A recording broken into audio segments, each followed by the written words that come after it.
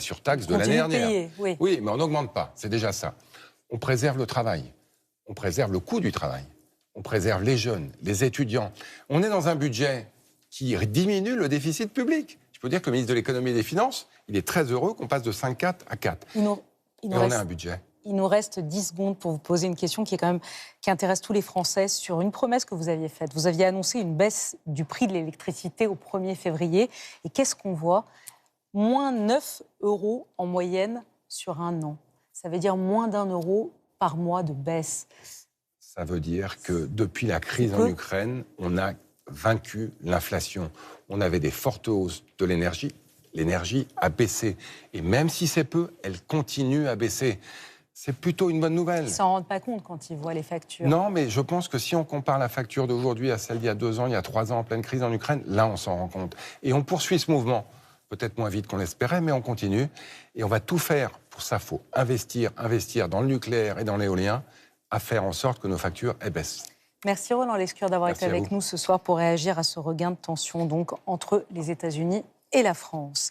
Pas besoin d'aller en Laponie. La nuit dernière, le ciel s'est illuminé en vert, en rouge, en orange dans plusieurs régions françaises. Une tempête solaire majeure, l'une des plus puissantes enregistrées depuis des années, a touché la Terre. Le spectacle était magique. Thomas Paga, Mathieu Baudouin. Le ciel s'embrase, sous les yeux éberlués de ces Bretons. Wow. Ouais, je l'ai, là, je suis en plein dedans. Des rideaux de lumière rouge, verte, tombant du ciel, jusqu'à l'horizon. Le Grand Nord à la pointe de la Bretagne. Nicolas Charles y était avec sa fille, au bon moment, au bon endroit.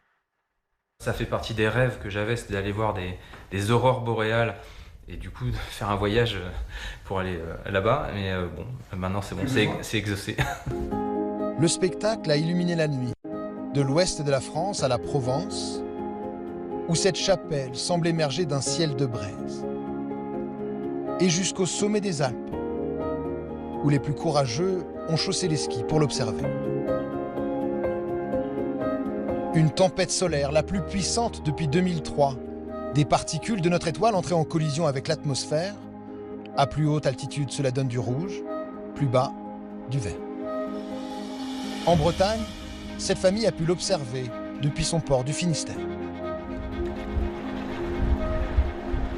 Déjà, le paysage ici est magnifique et en fait, avec ce phénomène naturel qui nous arrive là, ce vert, ce rouge, ces différences de couleurs, ces faisceaux lumineux qui évoluent là au fil du temps. La lumière du Nord semble suivre la rivière jusqu'à la mer. Moi, ça me passionne carrément. Je sais qu'il y en a beaucoup en Laponie, tout ça, où c'est vraiment majestueux. Et du coup, là, d'en voir ici, on voit beaucoup moins quand même, etc. Mais c'est quand même, ça fait quelque chose, quoi. Ce soir, cette tempête de puissance 4 sur 5, selon les astronomes, aura un peu faibli. Mais par ciel clair, de nouvelles aurores boréales seront encore visibles. Et c'était les nouvelles du monde en ce mardi 20 janvier. Ne ratez pas tout de suite la soirée spéciale consacrée au bras de fer entre l'Europe et les États-Unis. Ça commence avec un débat arbitré par Caroline Roux dans quelques minutes entre le ministre des Affaires étrangères Jean-Noël Barrot et le leader de la France insoumise Jean-Luc Mélenchon, suivi du documentaire exceptionnel La guerre, Donald Trump et nous, réalisé par Guy Lagache. Très très belle soirée sur France Télévisions et à demain 20h. Merci à vous. Merci Léa, bonsoir à tous. Nous nous retrouvons ce soir pour une soirée spéciale consacrée à ce nouveau désordre mondial. Jusqu'où doivent aller les Européens pour défendre le Groenland quand Trump l'exige? Comment réagir quand l'allié américain se montre aujourd'hui menaçant et agit comme un adversaire? Que valent encore les règles de droit international face à des empires comme la Chine, la Russie, les États-Unis qui défendent aujourd'hui la loi du plus fort? Dans un instant, vous entendrez le ministre des Affaires étrangères, Jean-Noël Barrot, qui débattra face à Jean-Luc Mélenchon. Ils exposeront 2 visions du monde au moment où la guerre fait son retour. Vous verrez un documentaire exceptionnel de Guy Lagache qui vous fera entrer dans la coulisse des négociations entre Européens et Américains sur le dossier ukrainien, comme ce 10 mai 2025 où Emmanuel Macron appelle aux aurores un certain Donald Trump.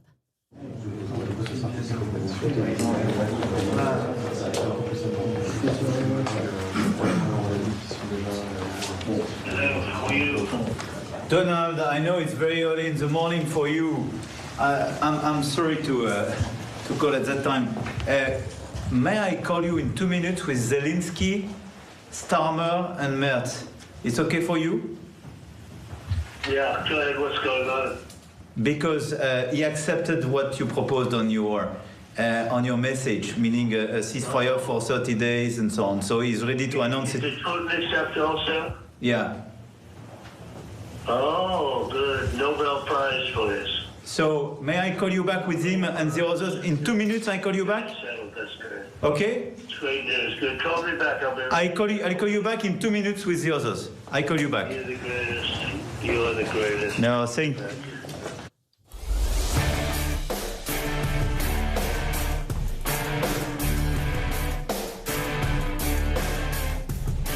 Bonsoir Jean-Noël Barrot. Bonsoir Caroline. Merci d'avoir accepté cette invitation. Je rappelle que vous êtes ministre des Affaires étrangères. Vous allez débattre dans un instant face à Jean-Luc Mélenchon qui vous écoute. Mais 2 questions rapides pour commencer avec vous. Nous sommes sans doute dans une période de tension inédite. Ce matin, Emmanuel Macron a estimé que les États-Unis n'avaient pas tout à fait le comportement d'un allié. Est-ce que l'Amérique de Trump, dans cette crise sur le Groenland, sur les droits de douane, se comporte, du coup, comme un adversaire? Avec les États-Unis, nous sommes alliés, mais nous ne sommes pas pour autant alignés. Et si nous entendons continuer d'œuvrer avec les États-Unis au service de la paix et de la sécurité dans le monde, comme nous le faisons aujourd'hui même en Syrie, eh bien, lorsque les Américains formulent une proposition qui est inacceptable, nous assumons parfaitement de leur dire non. Nous l'avons fait par le passé, nous le faisons aujourd'hui, et nous le ferons à l'avenir chaque fois que la nécessité se présentera. Et on va y revenir avec Jean-Luc Mélenchon sur la manière de le faire. Mais est-ce que ce n'est pas une formule d'un diplomate, allié mais pas aligné? Emmanuel Macron va plus loin ce matin quand il dit que ça n'est pas le comportement d'un allié. Donald Trump est aujourd'hui menaçant. Ce matin, il a publié, il a révélé des conversations privées avec Emmanuel Macron. Il estime, et il parle du chef de l'État, que personne ne veut de lui parce qu'il va bientôt quitter ses fonctions. On y voit une forme de mépris. Est-ce qu'il y a une rupture entre les 2 chefs d'État, entre ces 2 hommes? En tout cas, ce n'est pas la conception que je me fais de la relation entre les dirigeants de 2 pays qui ont 250 ans d'histoire commune. Mais ce que je constate dans les SMS du président de la République, c'est qu'il dit en privé ce qu'il dit en public, au service d'ailleurs de la France et des Français. Et nous allons accueillir maintenant Jean-Luc Mélenchon et on va parler des moyens peut-être de s'opposer à Donald Trump.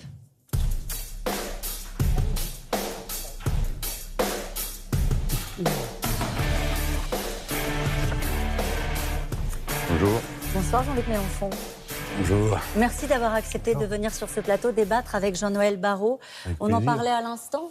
Un président américain qui menace d'imposer de 200% de droits de douane les vins et champagnes français, qui veut imposer la paix par la force, qui revendique le Groenland, qui, on va dire, se moque du chef de l'État. Ça n'est plus un allié, c'est un adversaire. Quel mot vous mettez sur la relation aujourd'hui entre la France et les États-Unis? C'est difficile à trouver parce que c'est un cas absolument inédit. Ce qui est certain, c'est que nous sommes dans un bouleversement, un basculement de l'histoire. Et moi, je pronostique que, compte tenu de ce que je vois, les menaces sur 5 pays, dont la Chine, ce conseil pour la paix, qui est une espèce d'international obligatoire qui pourrait se transformer en alliance militaire mondiale qu'il propose, tout ça fait que il ira plus loin, c'est une certitude. Et je pense que le résultat sera aussi important pour les relations internationales que l'a été la fin de l'URSS. Parce que réellement, c'est la fin d'un monde en ce moment-ci. Alors, pour nous, comme toujours, les crises, mais ça je pense qu'on sera d'accord pour dire que les crises sont aussi des opportunités de reconstruction. On peut donc, nous les Français, s'avancer et être en quelque sorte une avant-garde du non-alignement, peut-être mettre à l'ordre du jour la vraie lutte qui compte, celle contre les conséquences du changement climatique. Moi, en tout cas, c'est ça que je souhaite. Qu'on utilise comme une opportunité la crise que déclenchent les Américains. Je voudrais qu'on rentre dans un cas concret, la situation au Groenland. Regardez cette photo que Donald Trump a postée sur le site de la Maison-Blanche. C'est une photo qui a été truquée avec de l'IA. On y voit un Donald Trump venir planter un drapeau américain au Groenland. Il dit cette phrase: « Le monde ne sera pas en sécurité tant que nous n'auront pas le contrôle total, absolu du Groenland ». C'est ce qu'il a écrit dans une lettre écrite au Premier ministre norvégien après qu'on lui a refusé le Nobel. Il veut le Groenland. Il aura le Groenland. Qui peut s'opposer à Donald Trump ? L'Europe, et c'est d'ailleurs ce qu'elle a commencé à faire, puisque cet après-midi, les députés européens, le Parlement européen, a suspendu l'accord commercial que nous jugions déjà déséquilibré l'été dernier. Et ce message est un avertissement qui doit être reçu comme tel par l'administration américaine. Et si les menaces, si la coercition devait se confirmer, alors l'Europe en tirerait toutes les conséquences. Et la Commission s'y prépare et elle dispose de moyens très puissants pour le faire. Il faut mettre des mots sur ces formules, pardon, en tirera toutes les conséquences. Est-ce que ça veut dire que la France, à ce compte-là, défendrait ce qu'on appelle le bazooka commercial, l'idée de mesures de coercition à l'endroit des entreprises américaines? Alors d'abord, quand on veut dissuader une menace, on ne met pas toujours des mots sur les instruments qu'on utiliserait. On fait preuve de résolution et de détermination. Ensuite, oui, cet instrument anti-coercition a été conçu en 2023, et notamment par la France, pour permettre à l'Europe de dissuader toute menace d'où qu'elle vienne et quelle qu'en soit la nature. Et donc nous n'hésiterons pas, évidemment, à prescrire, à recommander son utilisation. Mais l'objectif premier, c'est évidemment d'amener l'administration américaine à revenir sur ses décisions en lui rappelant qu'elle a un besoin absolument vital de l'Europe. Puisqu'aujourd'hui, les grandes entreprises du numérique, les géants du numérique, eh bien, font 50% de leurs profits en Europe. Oui. Et aujourd'hui, c'est en grande partie l'Europe qui finance l'économie et le budget américain. Vous y croyez, Jean-Luc Mélenchon ? À la force de frappe de l'Europe, qui dit on va revenir sur le traité sur les droits de douane. Là, on est engagé dans un bras de fer. Je suis en face du ministre des Affaires étrangères de mon pays. Je tâche de faire en sorte que ça se passe bien pour nous, les Français d'abord. Mais regardez bien, cette affaire de Groenland, il y a deux aspects à voir. Un, la terre de Saint-Pierre-et-Miquelon, qui est dans l'estuaire du Saint-Laurent, a le même statut que Saint-Pierre-et-Miquelon, ainsi que la Polynésie française, ainsi que Wallis et Futuna, ainsi que la Calédonie Kanaki. Donc nous sommes très directement intéressés, compte tenu des fronts de guerre qu'organise M. Trump. Je pense à tout ce qui est en Asie du Sud-Est, en particulier la partie, la Nouvelle-Calédonie Kanaki et la Polynésie française. Tout ce Il pourrait faire la même chose qu'avec le Groenland, c'est ça que vous dites? Bien sûr. Donc il faut avoir un coup d'avance. Et je propose que pour le coup d'avance, c'est une idée que je vous propose, on vote que les territoires associés, parce que c'est leur statut à ces territoires-là, ils n'ont pas le même statut que les dom-toms, soient considérés comme territoires de l'Union européenne. Pourquoi? Ils le sont, de facto, juridiquement en tout cas. Pourquoi? Parce que quand on a posé la question à Mme von der Leyen, est-ce que le Groenland est vraiment européen? Alors elle regarde en l'air, elle ne répond pas. Non, il faut répondre oui, oui, absolument.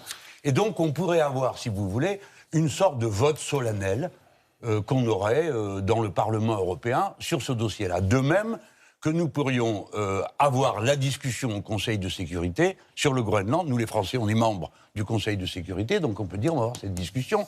Parce que, je termine, mais il faut que ce soit lui l'agresseur et qu'il n'y ait pas d'ambiguïté sur qui est responsable de ce qui pourrait arriver. Et croyez-moi, Caroline Roux, c'est pas rien pour les États-Unis. Il y a des frontières physiques, bien sûr, militaires, mais il y a des frontières morales et ils ne peuvent pas s'en exonérer totalement. Vous êtes sûr?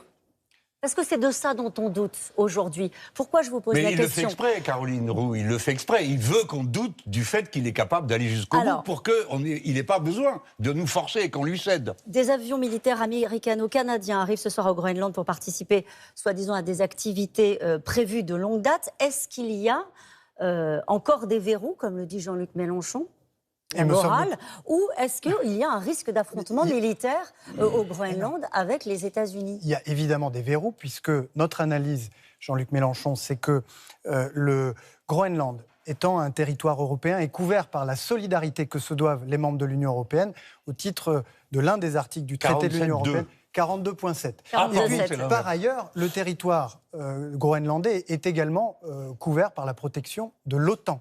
Et donc, pour ces deux raisons, la solidarité européenne est requise.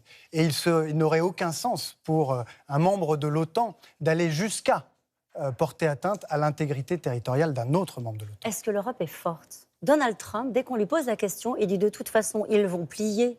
Ils plieront, les Européens, parce qu'ils sont divisés, il le sait, et parce que l'Europe est faible. Non, l'Europe est beaucoup plus forte que certains ne le croient. Il faut évidemment qu'elle accélère ce qu'est cette mutation qu'elle a amorcée il y a quelques années sous l'impulsion française, parce qu'au fond, c'est une idée française que celle de l'indépendance et de l'autonomie stratégique pour s'affirmer comme une grande puissance démocratique et une grande puissance qui affirme ses intérêts. Vous y croyez? Je vous repose un peu la question, Jean-Luc Mélenchon, mais depuis quelques jours, on entend l'Europe va s'opposer, l'Europe est forte, l'Europe est en capacité de repousser les ambitions américaines au Groenland.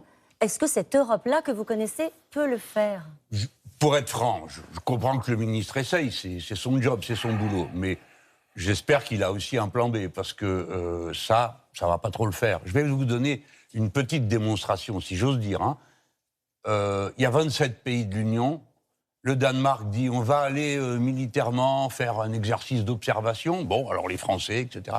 7 sur 27 disent on y va. Et tous les autres, qu'est-ce qu'ils font? Et les Allemands, à peine arrivés, l'oncle Sam leur fait les gros yeux, remontent dans l'avion et rentrent chez eux. On voit la faille. Mais là où on peut être... je ne sais pas combien de temps ça va tenir, parce que, pardon, je ne m'en prends pas à vous, hein, c'est le président qui décide, il nous l'a encore rappelé, il paraît même qu'il écrive au tweet ce que je ne crois pas. Mais il a dit, il a refusé de participer à ce fameux Conseil de la paix. Eh bien, je l'approuve et le soutiens dans cette décision. Mais c'est le seul sur tout le paquet qui a été invité qui dit « j'irai pas ». Pourquoi? Parce que c'est une ONU bis. Il faut bien comprendre ce que fait M. Trump. Ce n'est pas un fou. Il a une stratégie très précise. Son but ultime, Caroline Roux, ça m'est déjà arrivé de vous dire, notez, vous allez voir, ça va se passer. Eh bien, son but ultime, c'est la Chine, c'est pas nous. Et dans cette histoire de Groenland, ce qui est visé par lui, c'est la route qui passe au-dessus par où passeraient les Chinois. Et ils veulent se positionner sur le Groenland parce que dans le détroit de Bering, les eaux territoriales se touchent. Donc, il lui faut choper les gens avant. Et sur la planète entière, ils sont en train de couper les routes éventuelles des Chinois. Ça a été Panama, c'est le détroit d'Aden, c'est l'entrée du détroit d'Ormuz, c'est leur ligne, morceau par morceau. Et avant qu'ils y arrivent, il faut qu'ils mettent à genoux l'Europe et l'Amérique latine. En Europe, ça résiste, en Amérique latine, ça résiste. Mais personne ne peut dire jusqu'à quel point ça tiendra. Jean-Luc Mélenchon a raison de rappeler qu'il ne faut pas d'abord se laisser impressionner ni fasciner par l'agitation américaine. Pourquoi? Parce qu'au fond, la nouvelle donne géopolitique dans le monde aujourd'hui, c'est la conflictualité croissante entre les États-Unis et la Chine. Deux superpuissances qui sont lancées dans une course à la domination du monde, qui, si nous ne développons pas une Europe forte et puissante, à laquelle un certain nombre d'autres régions du monde se rallieront, qui n'ont pas du tout envie de choisir leur camp, eh bien, si nous n'y parvenons pas, nous serons entraînés contre notre gré dans cette conflictualité croissance, dans des guerres que nous n'aurons pas choisies. Et donc, c'est le moment du réveil de l'Europe. C'est le point central, je pense, sur lequel nous nous retrouvons. La vraie question, c'est le choc qu'organisent les États-Unis avec la Chine. Je n'ai pas la même... Et réciproquement. C'est pas de même nature. La Chine se réveille et elle veut retrouver la place... Non, mais attendez, Monsieur le ministre, je vais vous dire une chose. Ils ont déjà gagné la bataille manufacturière, parce que c'est ça la vraie puissance. Aujourd'hui, c'est eux qui sont devant, et incontestablement devant. Techniquement, ils sont devant. Mais notre sujet à nous, Français, c'est de ne pas être alignés, mais surtout de ne pas permettre que cette guerre ait lieu. Parce que de la guerre nucléaire, personne ne se remettra. Hein. Ni vous, ni moi, ni nos enfants, ni les Américains. Vous parlez de quelle guerre? Celle qu'organisent méthodiquement les Nord-Américains face aux Chinois. La méthode chinoise est différente. Ils arrivent, ils s'installent, ils proposent des sous parce que leur caisse déborde. Cette année, ils ont fait 1200 milliards d'excédents commerciaux. Donc, c'est plus où le mettre leur argent. Et ce sont des dollars. Mais Jean-Luc Mélenchon, il faut aussi savoir leur dire non. Lorsque, à leur tour, les Chinois, la Chine, exercent une forme de coercition. Pensez à nos filières, celle du cognac, celle des produits laitiers, ou celle encore du porc, qui sont aujourd'hui soumis à des droits de douane qui sont considérables. On est d'accord. Écoutez, tenir tête, ce n'est rien quand on peut discuter avec les gens qui sont d'accord. Pourquoi ils sont d'accord pour discuter? Parce qu'ils sont forts. Quand vous discutez avec le plus fort, il est toujours prêt à discuter. Donc c'est pourquoi il ne faut pas être aligné. Parce que le plus faible, c'est M. Trump. Ce n'est pas M. Xi Jinping. Et M. Xi Jinping, on peut encore. Ça ne sera pas pareil dans 2, dans 3, dans 4, dans 5 ans. Mais à l'heure qu'il est, nous pouvons avoir une négociation pour dire ça c'est vous, ça c'est nous. Mais pour ça, il faut être nous d'abord la France. Je suis on le fait à l'échelle de la France. Mais pardon, mais excusez-moi de vous le dire, ce n'est pas possible. Parce que, à l'étape actuelle, nos intérêts ne sont pas les mêmes. Je n'en veux à personne. Mais les intérêts des Français, les capacités des Français ne sont pas celles des Danois, qui jusqu'à présent ont été le cheval de Troie des États-Unis d'Amérique en Europe, ne sont pas les mêmes que les Allemands, vous le savez comme moi. Mais c'est avec nos partenaires européens que nous avons résisté à certains des chocs les plus violents que nous avons subis. Rappelez-vous, la crise de la Covid-19, sans l'Europe, nous n'aurions pas eu de plan de relance. Ils sont derrière vous, on les voit. Donald Trump, Xi Jinping, Vladimir Poutine. La suite, pour nous, c'est quoi? C'est d'attendre qu'ils se partagent le monde, puisqu'on est aujourd'hui dans un monde qui a basculé, avec de nouveaux empires. Vous dites, l'Europe résiste, l'Europe est capable de dire non. Comment vous voyez la suite? D'abord, je ne suis pas sûr qu'il faille mettre les trois sur le même plan. Et comme nous étions en train de le dire, c'est avant tout la rivalité croissante entre la Chine et les États-Unis qui va structurer le monde dans lequel nous vivrons et dans lequel l'Europe a une responsabilité majeure, celle d'ouvrir une troisième voie, celle de l'équilibre, à laquelle se rallieront des pays de l'Asie du Sud-Est à l'Amérique latine, en passant par l'Afrique. Oui. C'est-à-dire qu'on a le choix entre devenir une colonie chinoise ou une colonie américaine. Nous ne voulons pas avoir ce choix. Nous voulons avoir un autre choix. Quant à celui du milieu, Vladimir Poutine, c'est celui qui a littéralement enfoncé toute l'architecture que nous avions patiemment bâtie sur les ruines de la Seconde Guerre mondiale et qui repose sur des principes très simples dont on dit qu'ils sont inscrits dans la Charte des Nations Unies.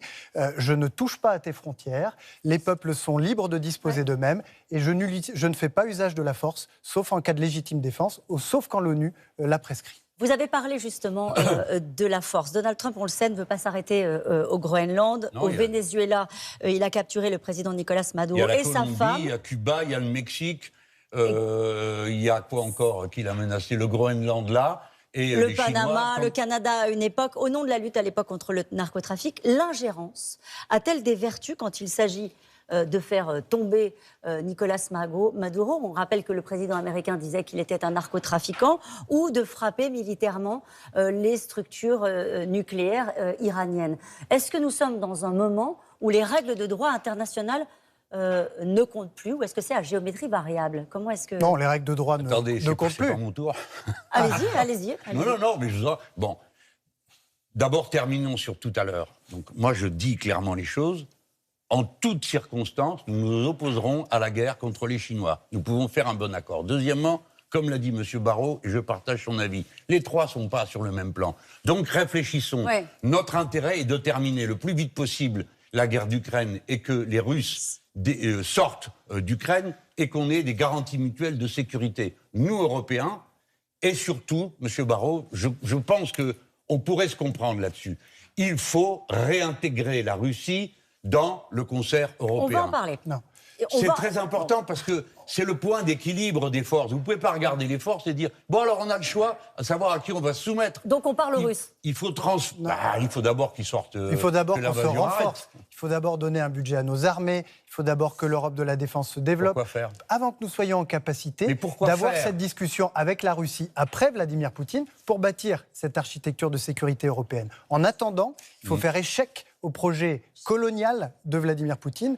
Et de ce point de vue-là, je pense qu'on a eu quelques divergences. Est-ce qu'on peut reprendre le fil Non, mais on n'a pas de divergence sur l'invasion. Moi, je suis pour qu'il dégage de là. Je ne serai jamais d'accord avec les invasions en Europe. Mais là où je ne suis pas d'accord avec vous, c'est que vous comptez faire quoi? Dans la dissuasion nucléaire française, c'est « tu ne me touches pas un cheveu ».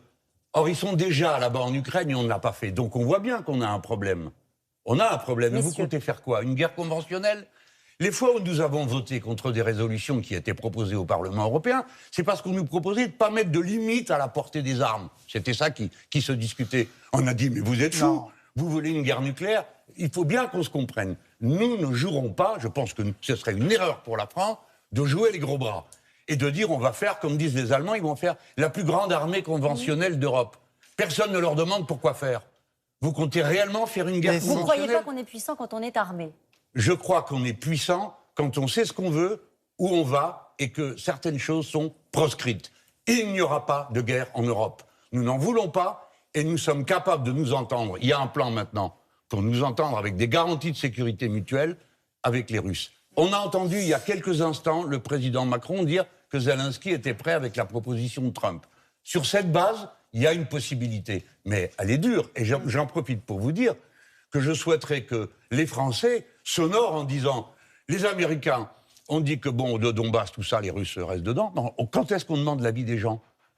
Je suis partisan du fait que, quoi qu'on décide, le peuple concerné vote dans les territoires disputés. Et pareil pour le Groenland, vous savez, monsieur le ministre, je pense que si vous suggériez aux amis danois de dire, dites donc, pourquoi vous ne feriez pas voter les Groenlandais? Parce que comme ça, l'autre, après, il faut qu'il passe sur le corps d'un vote. Je pense que la démocratie, les principes moraux sont des forces dans l'histoire. C'est d'ailleurs comme ça qu'on a sauvé Saint-Pierre-et-Miquelon de l'appétit américain. Mais cependant, je suis quand même obligé de rappeler que, oui, vous dites au fond, ça n'est pas nécessaire. Pardon-moi, il y a des résolutions. Il y a des résolutions peut-être que vous n'avez pas soutenues, mais on ne vous a pas trouvé en soutien de la résistance ukrainienne qui nécessitait que l'Europe se mobilise, qu'elle apporte un soutien financier et y compris un soutien militaire pour repousser l'envahisseur. L'envahisseur qui a effectivement dévoyé ce privilège qui lui a été accordé par la communauté internationale de disposer de l'arme nucléaire à des fins défensives pour mieux couvrir cette agression et cette invasion qui dure depuis bientôt 4 ans. Bon, ne soyez pas injuste. La défense de l'Ukraine, le premier qui a réagi de tout le champ politique français, c'est moi, parce qu'il se trouve que j'étais réveillé à cette heure-là, et je me suis donc exprimé en soutien. Deuxièmement, vous particulièrement, parce que vous travaillez avec M. Macron, vous savez mieux que personne quelle est la nature des relations que nous avons avec les opposants anti-guerre russes, puisque c'est avec le président Macron qu'on a obtenu les visas pour les faire venir en France, et nous nous occupons d'eux, et que nous sommes la seule force politique qui a un contact avec l'opposition. Quelle opposition? Elles sont toutes interdites. Il reste une opposition, c'est le syndicat du bâtiment, qui a tenu son congrès il n'y a pas longtemps, et l'unique responsable politique présent dans ce congrès, c'était une Française, Marina Mesure, députée insoumise. Donc, nous ne sommes pas une main en arrière du tout, c'est plutôt beaucoup d'autres qui le sont. Les partis politiques, par exemple, vous êtes membre du MoDem, que fait le MoDem à propos de l'Ukraine ou de la Russie? Rien, des communiqués. Eh ben, pas du tout, vous plaisez, on s'est mobilisé, pardon de parler de ces histoires de partis,